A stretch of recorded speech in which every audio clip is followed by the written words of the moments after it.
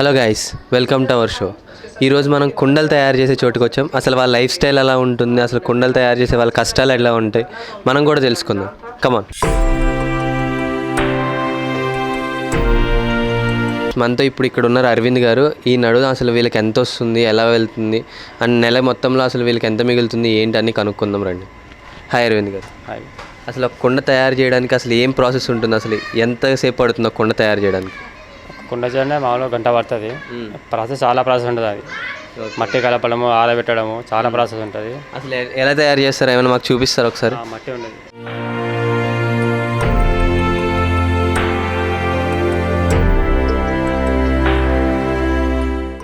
మట్టి అండి. అది అందులో బాగా కలిపి ఇందులో పోస్తాము.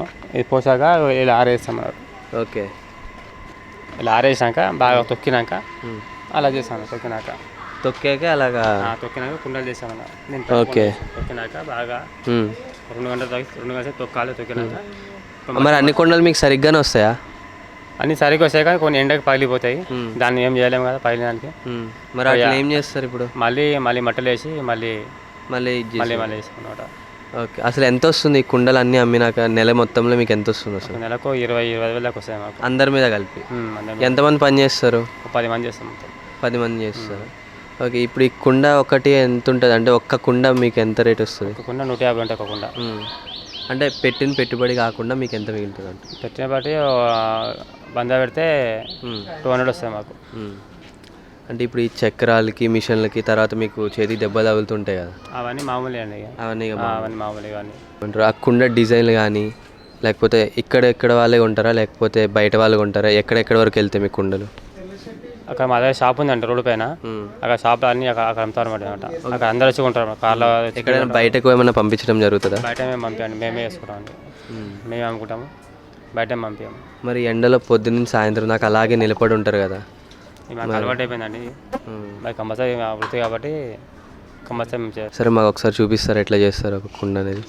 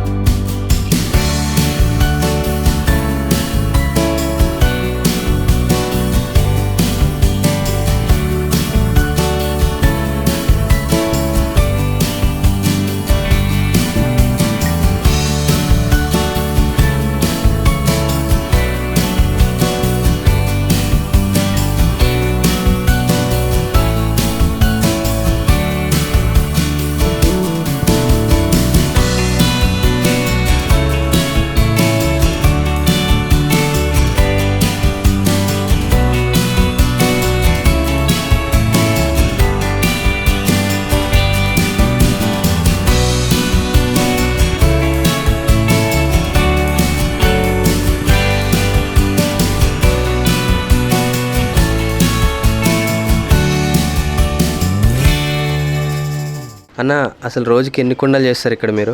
పెద్ద అయితే 30 చేస్తాము, చిన్న అయితే 60 చేస్తాం. అంటే ఒక కుండ ఎండడానికి కానీ లేకపోతే ఒక కుండ తయారవడానికి అసలు ఎన్ని రోజులు పడుతుందన్న? ఎన్ని రోజులు అని ఏముండదు. ఒకరోజు కుండలు జాములు నీళ్ళ కుండలు ఒకరోజు స్టార్ట్ చేస్తే 30 చేసి కంప్లీట్ చేసి చేయొచ్చు. అది ఆరనీకే ఒక 3 days పడుతుంది. మళ్ళీ అన్నీ జమ అయినాక బట్టి కాలుస్తాము. మళ్ళీ పెట్టి కాలుస్తాం. బట్టి కాలుస్తాం. ఓకే. అన్నీ మొత్తం ఒక వారం రోజులు అంతే చేసి జమ అయినాక కుండలు అప్పుడు బట్టి కాలుస్తాం. ఒక కుండ తయారవడానికి మొత్తం అంతా కలిపి వారం రోజులు పడుతుంది. వారం పడుతుంది. అంతా ఈ కుండ మన చేయికి రానికి వారం రోజులు పడుతుంది. వారం రోజులు వచ్చినాక ఇక అన్ని తీసుకుపోయి బయట అమ్మడమే. ఇక హోల్సేల్ అవసరం ఉంటే హోల్సేల్ వేస్తాము. ఇక హోల్సేల్ లేకుంటే మాకు షాప్ ఉంది అక్కడ రోడ్డు పైన. ఆ షాప్ దగ్గర పెట్టి అమ్ముతాం. అంటే ఇప్పుడు షాప్లో ఏమంటారు, పెద్ద వాళ్ళు అందరూ వచ్చి కొంటారా లేకపోతే కేవలం చిన్న బైకుల మీద వచ్చి కొనడము? చిన్న పెద్ద వాళ్ళు అంటే ఇప్పుడు పెద్దలు బీమారీ షుగరు పేషెంట్లు, కొంచెం హెల్త్ బాగాలేని వాళ్ళు, ఏజ్ అయిన వాళ్ళేమో చల్లకుండా నీళ్ళు తాగమని డాక్టర్ చెప్తే వాళ్ళు వాడతారు. ఇక చిన్న చిన్న వాళ్ళు అయితే వయసు ఉన్న వాళ్ళు అయితే అసలు కుండ నీళ్ళే మర్చిపోయారు వాళ్ళు. ఫ్రిడ్జ్లు అలవాటు అయిపోయింది, కుండ నీళ్ళు మర్చిపోయారు వాళ్ళు. ఏదో ఖచ్చితమైతే మాత్రం తాగుతున్నారు ఎవరు, ఫ్రిడ్జ్ నీళ్ళే తాగుతున్నారు, కుండ మర్చిపోయారు చాలామంది. మాకు కుండల్లో కూడా చాలా రకాలు ఉంటాయి కదా, ఒకసారి పేర్లు కూడా చెప్తారా మాకు? అంటే దేనికి ఏం పేరు? పిల్లి కుండలు ఉంటాయి, ప్రమిదలు ఉంటాయి, వాటర్ కుండలు ఉంటాయి, నల్ల పండగల ఉగాది పచ్చడి కుండలు ఉంటాయి, దొంతులు దీపావళికి దొంతులు ఉంటాయి, శివరాత్రికి ముంతకంచులు ఉంటాయి, అటికెలు ఉంటాయి, కూజాలు ఉంటాయి, బుడ్లు ఉంటాయి, సానికలు ఉంటాయి, జాములు ఉంటాయి, పెద్ద జాములు, చిన్న జాములు, చిన్న సూరాయిలు, పెద్ద సూరాయిలు అని అన్నీ ఉంటాయి. మీరు ఇక్కడ అవన్నీ రకాలు తయారు చేస్తారు? ఇప్పుడు అన్ని రకాలు చేస్తాం మేము. ఈ రకం అనేది లేదు, సీజన్ బట్టి ఏం అవసరం ఉంటే అన్నీ చేస్తాం. ఇప్పుడు ఇది సమ్మర్ సీజను, నీళ్ళ కుండలు చేస్తాం. మళ్ళీ సమ్మర్ సీజన్ అయిపోగానే మట్టి వినాయకులు చేస్తాం. మట్టి వినాయకులు అయిపోగానే దసరా కుండలు చేస్తాం. దసరా కుండలు అయిపోతూనే ఉంటుంది. దొంతులు చేస్తాం, దీపావళి ప్రమిదలు చేస్తాం.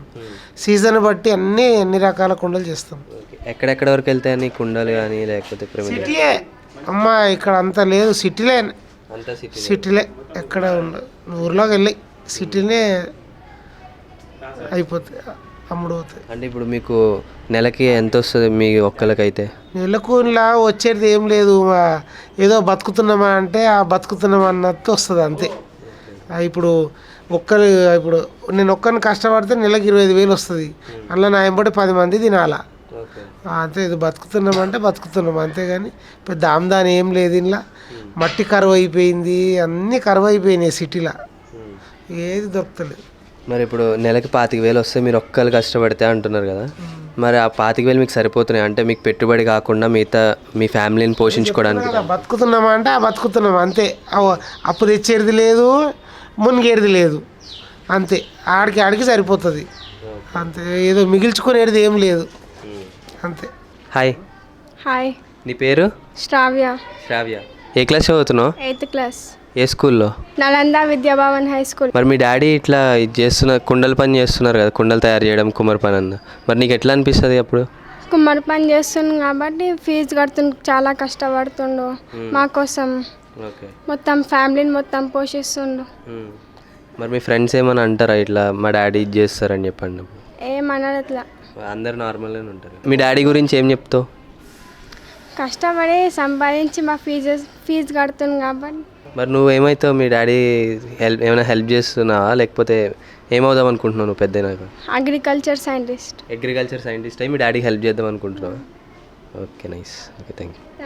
చూసారు కదా వీళ్ళ కష్టాలు. మరి గవర్నమెంట్ ఏమన్నా వీళ్ళ కష్టాలను గుర్తించి వీళ్ళకి ఏమైనా సహాయం చేయాలని మా మీడియా ద్వారా కోరుకుంటూ, this is Phani signing of.